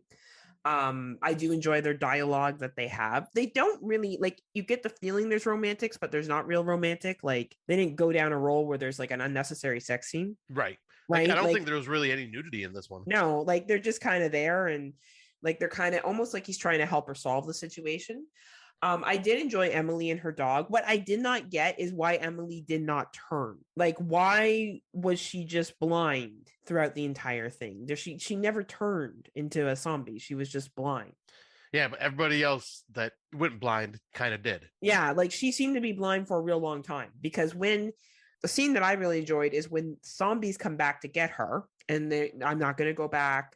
Like, and she tries to warn Lisa too to leave. Like, she tries to get Lisa out of the situation, and Lisa chooses to stay because she says, "I'm not afraid of ghosts. I'm not gonna leave." Blah blah blah. I grew up in New York. I was really confused what Emily's role was. Was she sent there? Like, we get the impression of that she was sent there by Hell to facilitate this, but why was she then warning Lisa to leave? I almost took her character as like a guardian of this place. Like, okay, like there's nothing that I can do to stop this from happening, but all I can do is kind of give you warnings of, hey, stay the hell away. Don't come here.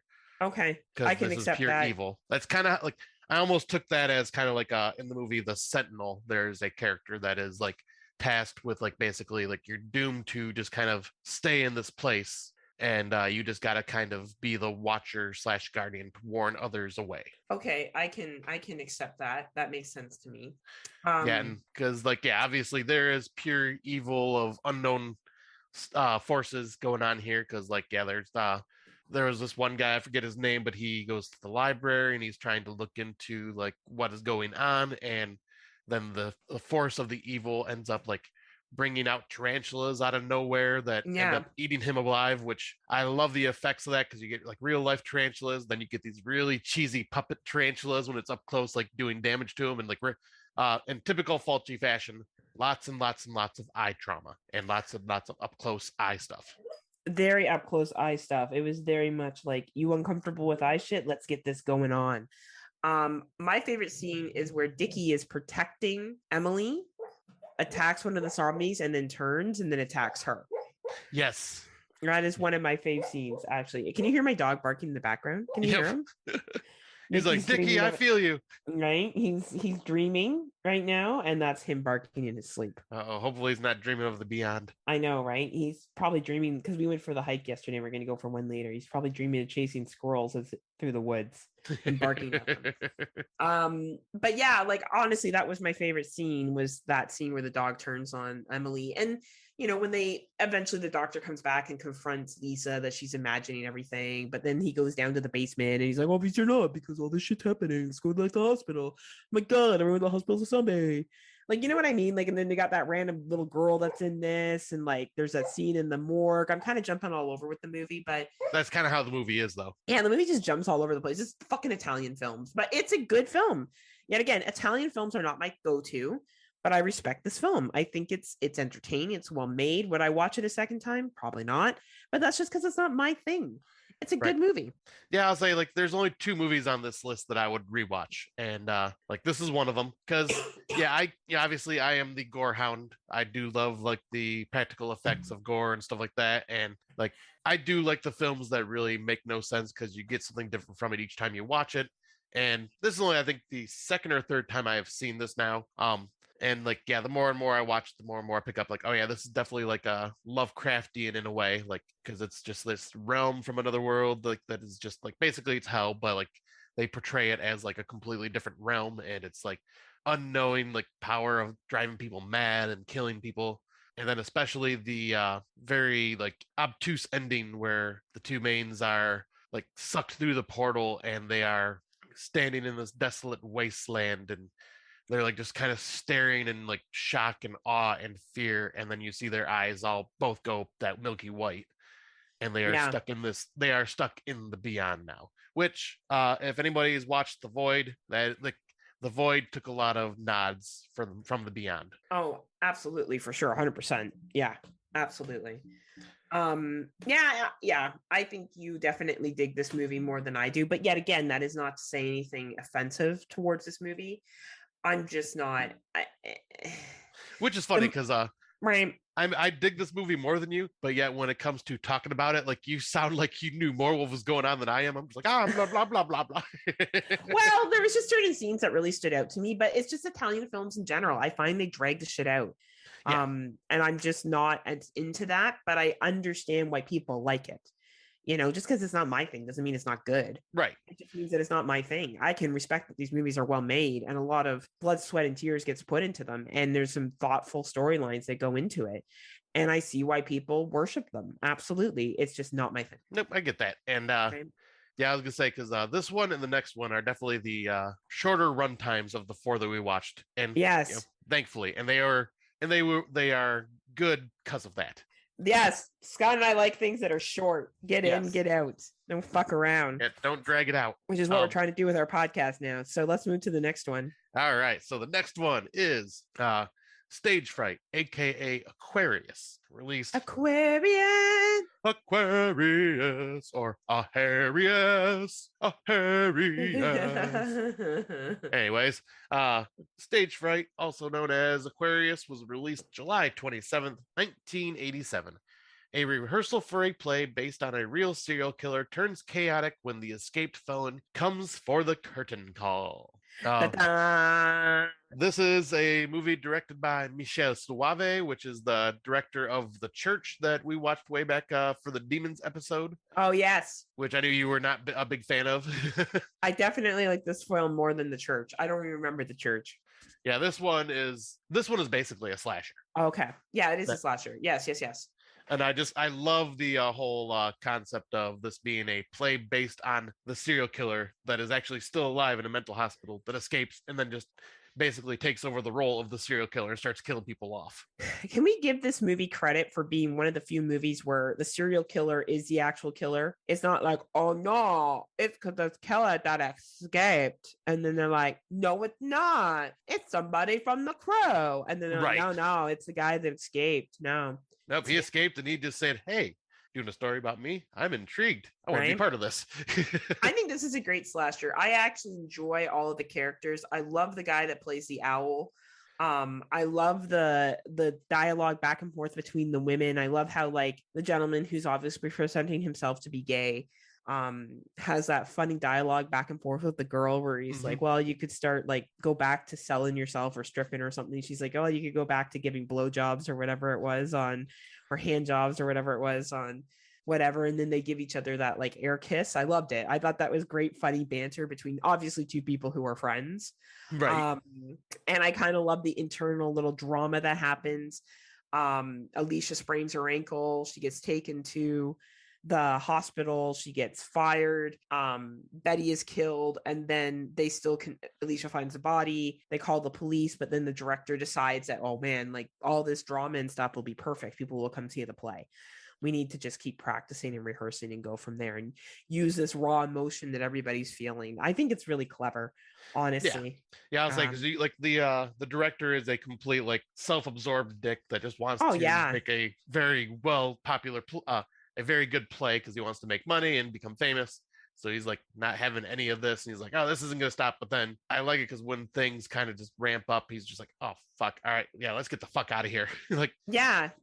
And then they can't get out of there. And fuck, I really do dig it. I thought the ending scene where she's trying to get to the keys and crawling underneath the stage was really well done. That scene, we did this for the Horror Drunks podcast. Like, I think this was like the second episode I had done with them. And it was the first time I'd watched this movie. And I want to bring this up too. That scene where, she's going to crawl underneath the stage to grab the key. It is so beautifully shot when you see the killer in the owl mask just sitting there on a chair amongst all his dead victims, all laid out in like different ways, and just see like these feathers just kind of floating down all over the stage. Like, I don't know why, but I just love the look of that scene. It's like so beautifully shot and just kind of like creepy. This film really utilizes the stage well. It almost makes you feel like you're watching a stage play.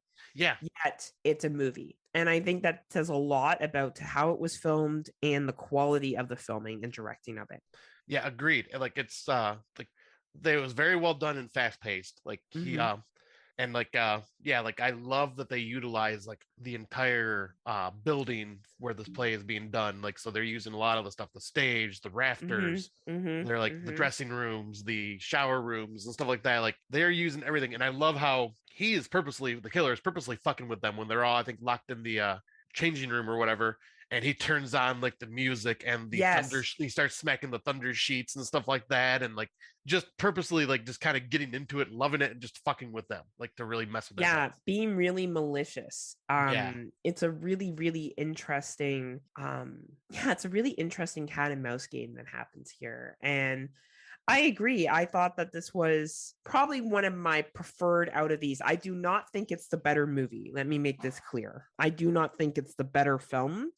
It was my preferred film. Right. That was the easiest for me to watch out of these four. I do love how Willie shoots the unmasked Wallace at the end. I kind of really dug that. And I love his line because he repeats, I think because he's in shock or whatever, but he's like I said, you got to shoot him in the head. Just shoot him in the head. Yeah. You just got to shoot. He keeps repeating that line over and over again, like he's in complete shock, which, you know, you would be if you did something like that. I liked that scene of it. Overall, as I said, I enjoyed this movie the most. It's very easy to sit through. It's very quick. It's a slasher. It's very basic. Didn't need to use my thinking brain too much. But that being said, that's my preference. I do think it's not the best made film. I honestly think What Happened to Solange and The Beyond are the best made. I think What Happened to Solange is the best plot, if I'm real honest. Like, I think it made the most sense. And had a really good story and social message behind it, especially for the times.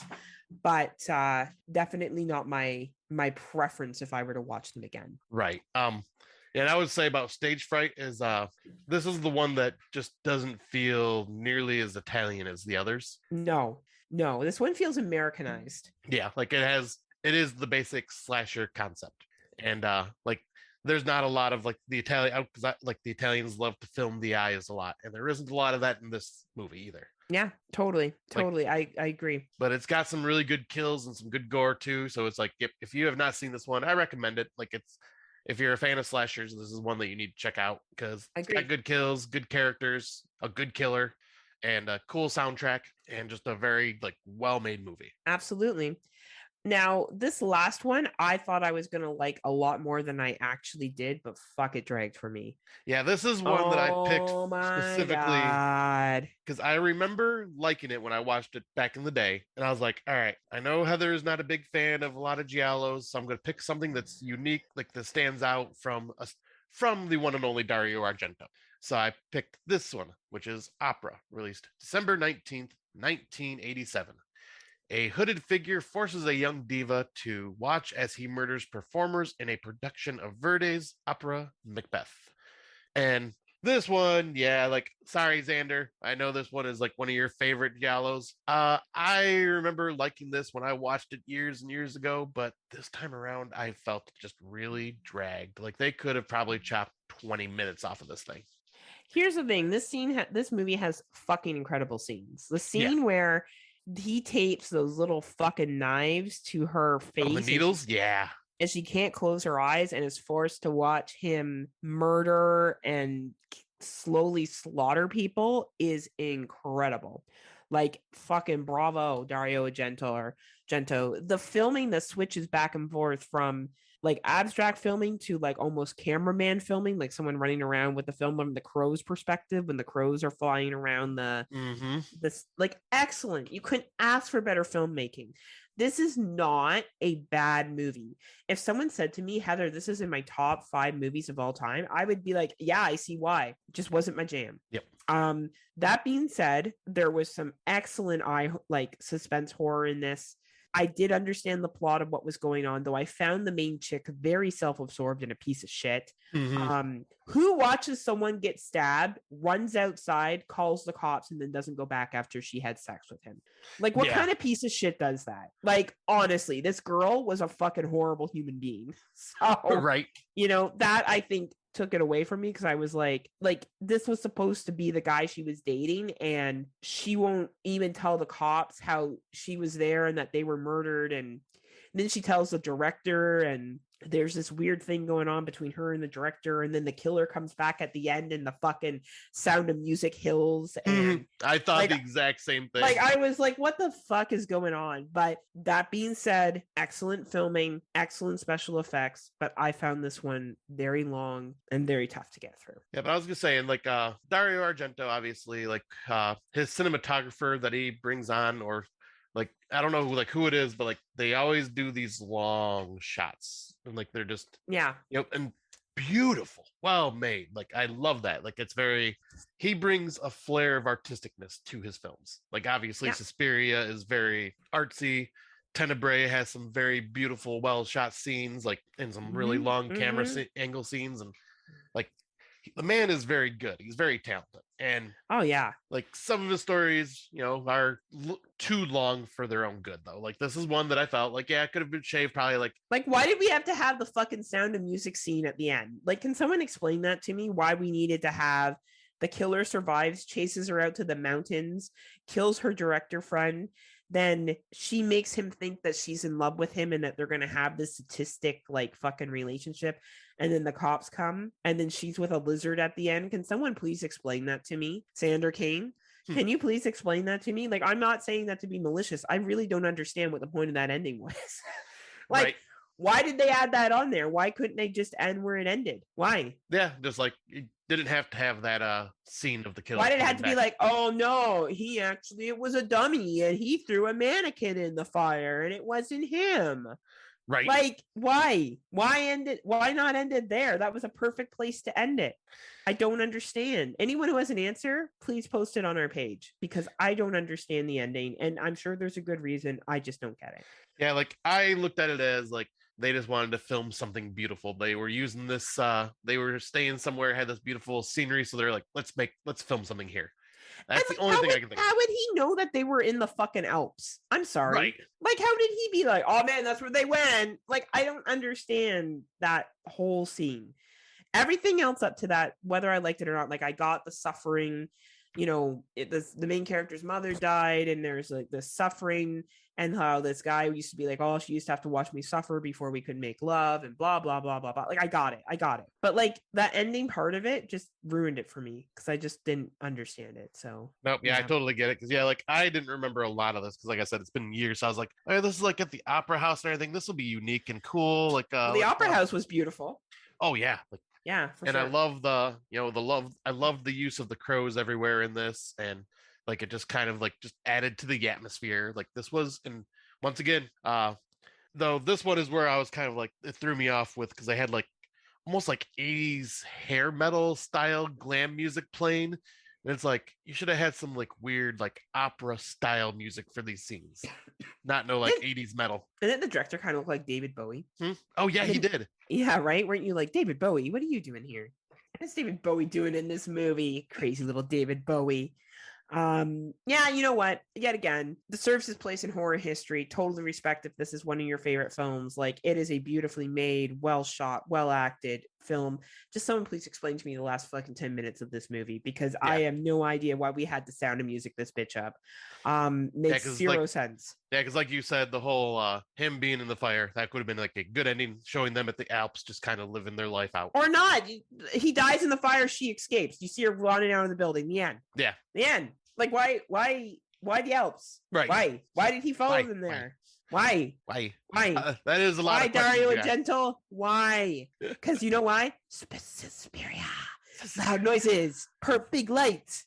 And speaking of Argento, this makes me very curious because he just released a new movie that we should be seeing this year, and I'm kind of because I'm kind of curious to see how it is, because he has not done a movie in quite some time. Oh man, hopefully it has bright lights. Like dramatic music, because his styling has changed a bit, though his cinematography with camera has not, which is kind of cool. Yeah, it will be interesting to see. Italian horror definitely has its place, and the thing is about Italian horror films, generally speaking, the ones we watched today are good. Yes, they're shitty ones, but there's a lot of classics that are out there, and giallos are very popular and they're very entertaining. They are just, this proves more and more that they are not my jam. Right. That being said, I respect them, because I'm not one of those dicks who's like, oh, because I don't like it, it means it's not good. Of course not. That's a very ridiculous view to take. Though I have to say, our friend Xander Kane gave me some shit because he's seen my review for Opera, like my score that I gave it on Letterboxd. And he goes, "Really? A 3 out of 5 for Opera? I am Okay, so Sander, ashamed you of explain the motherfucking like Sound of Music shit at the end there, and we'll talk. All right, if you can give me a reason why all of a sudden they had to be like, oh my god, it was a mannequin in the fire, not the actual guy, and now we're in the Alps, then we can talk about it having a 5 out of 5 rating. I would probably give it a 4 out of 5. I think it's a solid film. I just don't, it's just not my go-to, but I think it's a very solid film. Yeah, and the only reason I gave it that is just because it just felt way too long in the tooth. Yeah, Sander needs to come on here. You know what? You also chose the movie when you were on here that I couldn't even watch, Sander, because it was not dubbed in English. What was it? The Beast or something within or something like that? Day of the Beast or Hey de la Bestia or something like that. Hey de la Bestia, which I was like, oh my god, well, I like that part that it did this. I like that I could watch it without the subtitles. Had no idea what was going on. All right. Well, it sounds like my life in general. I really don't know what's going on half the time anyway. So, hashtag life. So that's our Italian horror. Thank you for sitting through with us on it. Hopefully we didn't, lose fans. Because remember, we always say that it's up to you what you like. Just because we don't dig it doesn't mean that it's not a good movie. Right. And we really didn't bash any of these films. Like, of course not. How could you? Yeah, like none of these were terrible films. They're just, some are not for us and some were. Just how it goes. Sometimes you win. Sometimes you lose. They come back. And sometimes Scott and Heather come back. Better than ever. Hell all right. Yeah. So our out of the dark topic is drive-in movies. Yep. And our experiences with them. Right. So you know what the first thing I thought about was Dead End Drive-In. Remember we watched that one? Oh, the movie that made me hate all movies. And you were like, la, la, la, la. I'm so bored. La, la, la, la. Did they use this back in the day before allergy medicine existed to put people to sleep? Oh, I was on fire with that movie. My God. I have never laughed so hard before in my life. That is one that people think of when they think of drive-in scenes. But what about Chillerama? That is the one I instantly thought of, like when we were talking about this, like, because it's the whole wraparound story is the drive-in. Right. And yeah, I love that. Like, it's if Chillerama's an anthology story, but yeah, the main wraparound story is all about like zombies coming back and killing people, and it's in the middle of a drive-in where basically these stories that we were watching in the anthology are the movies being played on the drive-in screen. Right. And it was fun. Yeah, I love that one. And then it's only a small scene, but what the hell was the name of it? Holy shit, I'm drawing a Blood Rage, the Thanksgiving slasher. Like the beginning of that, the brother like kills somebody and stuff like that, and it's in the drive-in. You know what my favorite actual movie is that occurs in the drive-in is Scary Stories to Tell in the Dark. Because they use that drive-in set several times in the film. They use it when the kids are hiding from the bullies, and they also meet there later on to discuss what's been going on and the people that are missing. And I really love how that captures the drive-in feel. Honestly, out of all the drive-in movies that I've seen that include a drive-in, I find that movie, though we have not watched, Drive-In Massacre yet. Oh yeah. Right. It's a 1976 American B slasher movie. Let's see what it's about. Let's see if it has anything here on Wikipedia.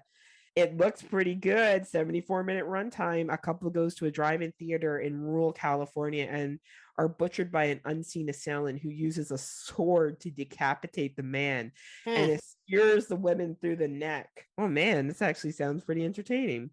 Yeah, it kind of does actually. Right? We'll have to see if we can check that bad boy out. Man, there you go. But whenever I think of drive-in, I think of that. I definitely don't think of Dead End Drive-In, even though it's like fully based at a drive-in and they're stuck there. I try to forget that movie exists. Motel Hell also says that they have a drive-in. I don't remember the drive-in scene in that. Yeah, I don't remember that either. Same with Sleepaway Camp. There was no drive-in scene in Sleepaway Camp, was there? No, they're at the camp the entire time. Yeah, I was like, even the flashbacks, there's no drive-in scenes.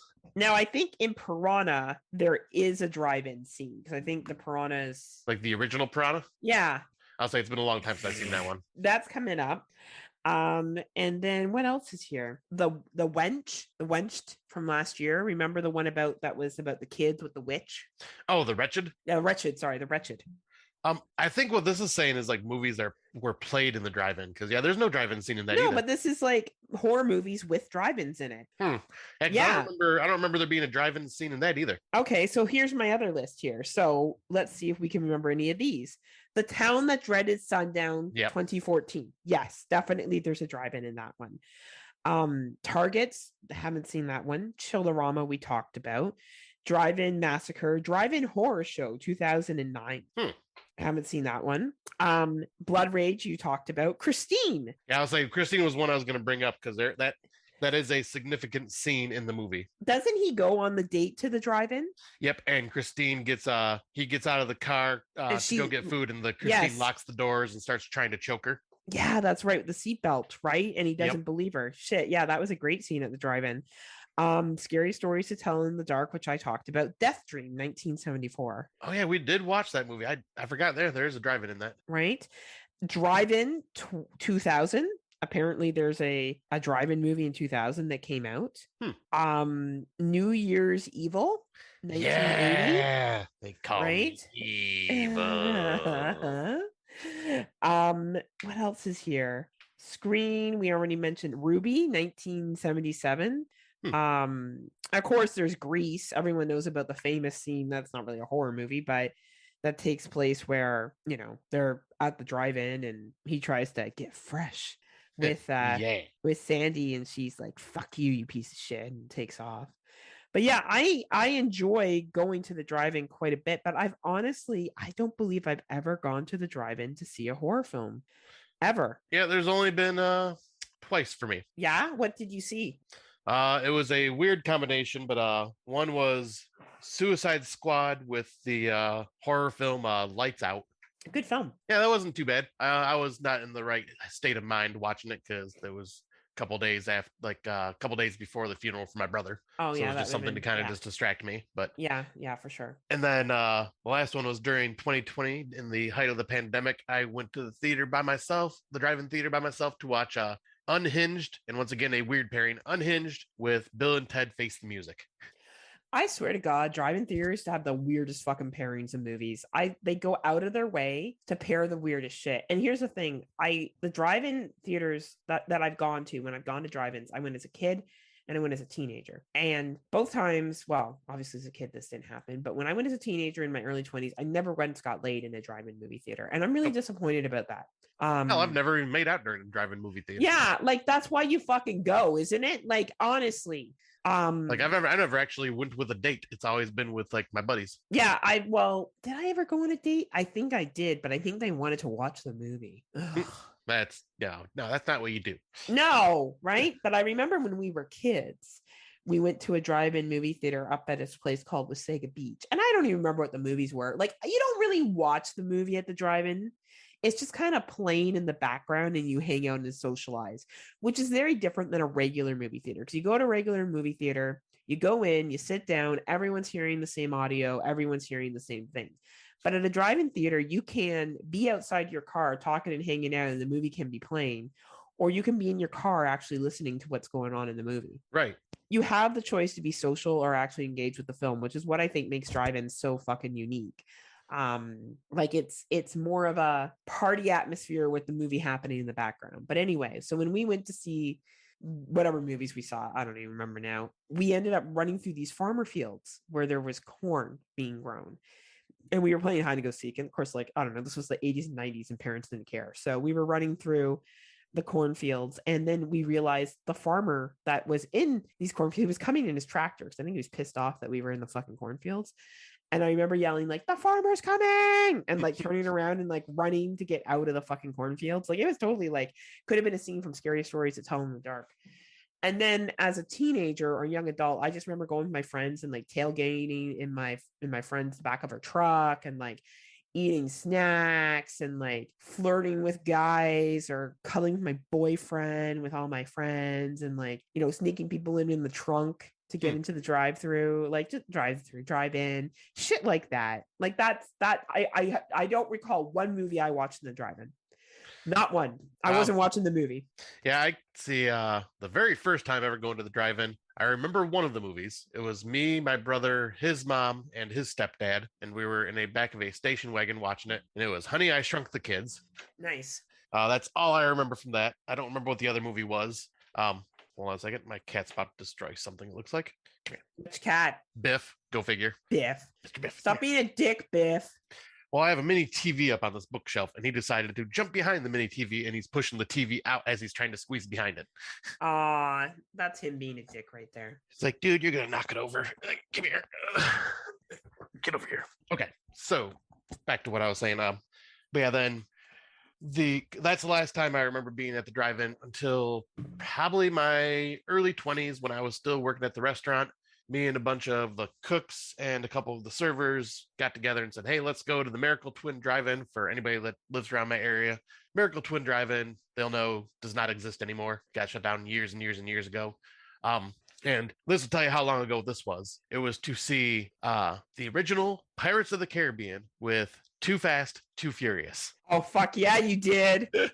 And like you were saying, this was more of the party atmosphere time because me and my buddies, we brought a couple 6-packs with us of beers.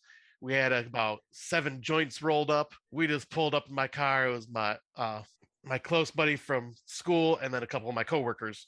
And we just freaking clam baked the hell out of my car. Yeah, you did. You could barely even see the movie. And then after we were done smoking, we got up and wandered over to our other buddies from work who were sitting in the back of a truck bed and just like sit over there drinking and chatting with them. And then a couple of my buddies were making out with their girlfriends in the back of another truck bed. It's like, yep, this is totally like the party atmosphere that I expected from a drive-in, like at that age. Oh yeah, totally. Sounds like good times actually. And then the next time I went was in 2020. So it's like I don't go very often. But you were saying how it's like drive-ins do tend to have weird pairings. I do have to say, like, I still want to go like at some point, but they actually paired up Nope with Black Phone, which there you go. That that's makes a sense. good pairing. Yeah, that's a good pairing right there. So while you can do the same thing, Scott, but while you were talking, I decided to Google the drive-ins by me to see how fucking weird the pairings were as we end off this. Yeah. So I'll do mine and then you can do yours. So the first one is Mustang Drive-In in Guelph. They have one theater there. So they have paired Super Pets with Elvis. I guess the idea is that the kids come early to see Super Pets, and then because Elvis is actually a pretty dark story, though it is rated PG. So that's the first one. The second one is 5 Drive-In, which is located, not that far from me. They have a couple of screens. So on the first screen, they're going to have Bullet Train with Brad Pitt, followed by Where the Crawdads Sing. That's one of the pairings on the one I'm looking at. Is it? Okay. Yeah. The second one for the second screen is League of Super Pets with Thor, Love and Thunder. Okay, that one that makes a little more sense. Okay, you tell me if this one makes sense.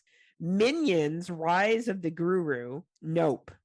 Really? Yeah. Wow. Yeah. What? And I got one more, and then you can tell me about the ones near you. All right. This one, again, we have Super Pets. Wow, this theater has the exact same. They must be owned by the exact same company. All right, what do you got? All right, so the US 23 Drive-In, which I believe is like the only one that's left in the Flint area. This one, actually, the pairings surprisingly makes sense, but Minions, The Rise of Gru, and DC League of Super Pets together.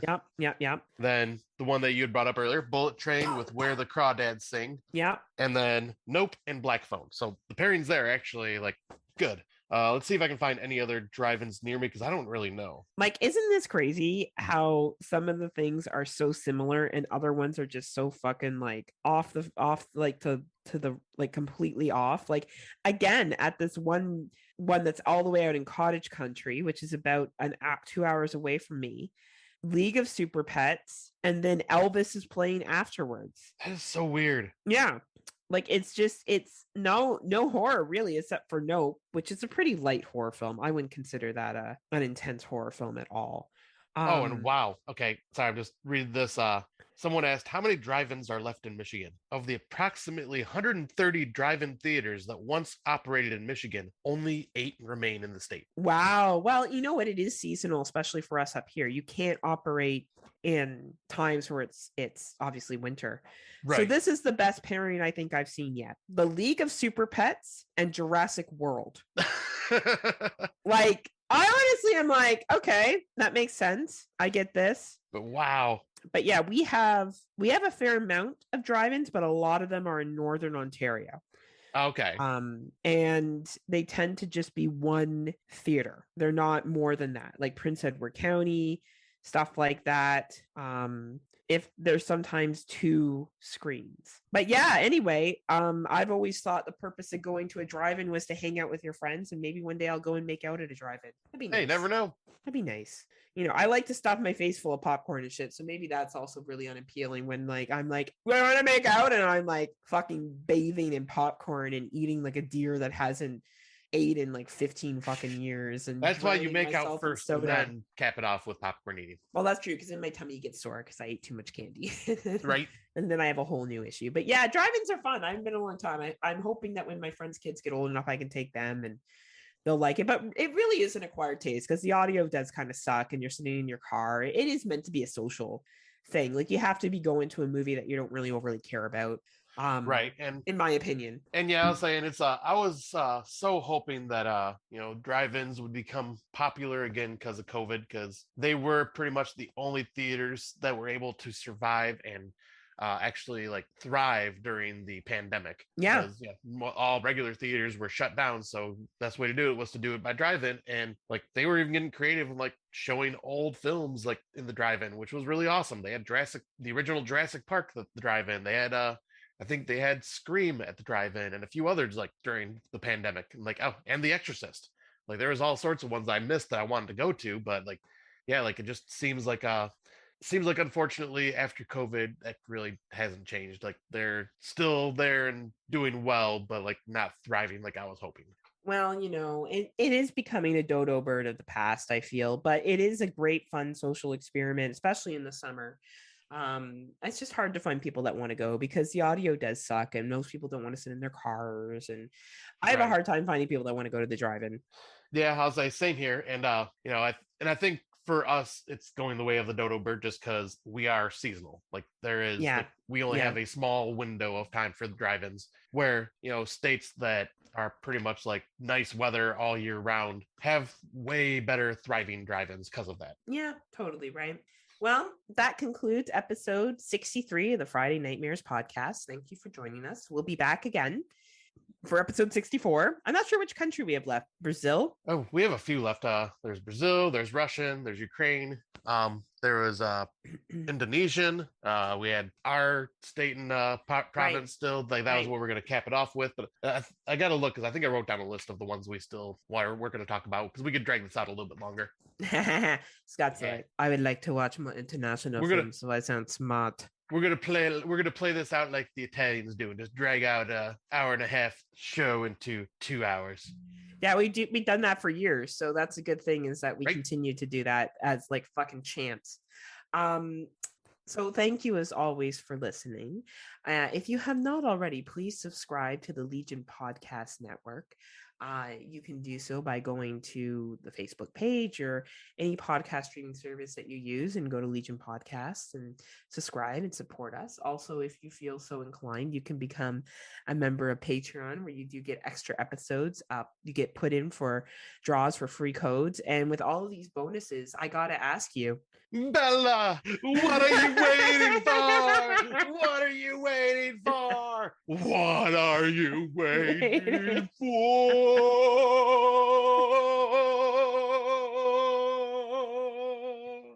That was amazing. That was like the best, Scotty, honestly. So yes, please become a Patreon member today. It's only $3. On side notes, both Scott and I are going to be interviewed on Horror for Dummies. Tim hasn't set up a date with you yet? He hasn't talked to me about it. Oh, he interviewed me last week. What motherfucker? I know. I went off on how I was first the entire time. Like he hasn't even brought it up to me. Well, he's going to interview you because he has a show right now Yeah, I'll about. say that dirty bitch hasn't even brought it up. Look, you're going to be number 3. Okay. Am I? Okay. So that's pretty impressive. Jerry Herring was number 1. Yep, which that was a very fun interview to listen to. I was number 2. I'd bring you up, by the way. Uh-oh. Yeah, good ways, Oh, mostly. okay, good. Mostly. And then number 3, well, he's going to talk about the creation of Friday Nightmares, so you can tell it from your end. I All told right. it from my version. We're basically, I'm the hero, and I'm the one that does everything. And you're just here for the good time. Hell yeah, because I have a good time. I did talk about how you'll have more to say on how you got into podcasting because you had a much more longer history with podcasting than I did. Right. So you'll be able to talk about that because that's what you'll do. So check out Horror for Dummies if everyone hasn't already. And please check out Rob Humphrey's shows, Slasher Radio. He's a fun dude. You know, Rob is cool. Please give him a shout. Give him a listen. And it's always fun to tell him how wrong he is about the Final Destination franchise. You know, Rob is very like kind of angry with life. I feel like I didn't say his movies correctly because I'm so like Slasher Radio and This Horror Life. Please check those out as well and continue to support our podcasting brothers and sisters in arms. And I guess until next time, do you have anything to say to the good people, Scotty? Until next time, kiddies. Listen to that hauntingly beautiful music while snorting huge lines of cocaine and come up with the most creative and violent deaths you possibly can. Until next time, kiddies, unpleasant dreams. See ya.